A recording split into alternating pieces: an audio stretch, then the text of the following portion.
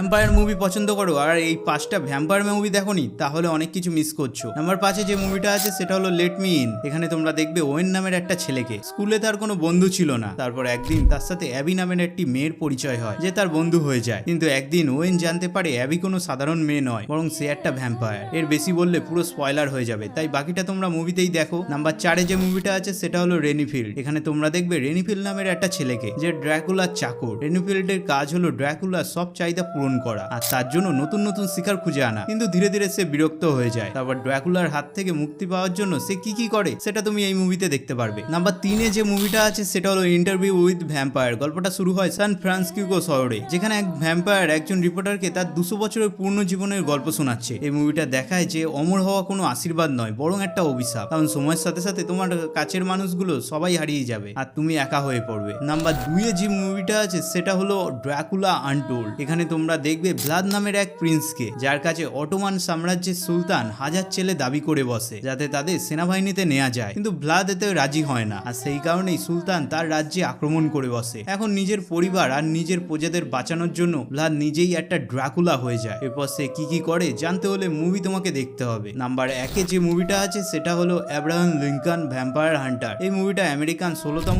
President Abraham লিঙ্কনের গল্পকে একদম আলাদা টুইস্টের সাথে দেখায়। এখানে তোমরা দেখবে ছোটবেলায় লিঙ্কন নিজের মাকে এক ভ্যাম্পায়ারের হাতে মারা যেতে দেখেছে। তারপর সেই ভ্যাম্পায়ারের বিরুদ্ধে প্রতিশোধ নেওয়ার জন্য বড় হয়ে সে একজন ভ্যাম্পায়ার হান্টার হয়ে যায়। হান্টার হয়ে সে কি করে এই মুভিতে তুমি দেখতে পারবে। আরো ভ্যাম্পায়ার মুভি সম্বন্ধে জানতে চাইলে ভ্যাম্পায়ার লেখো আর লাইক দিয়ে সাবস্ক্রাইব করে নাও পার্ট 2 দেখার জন্য।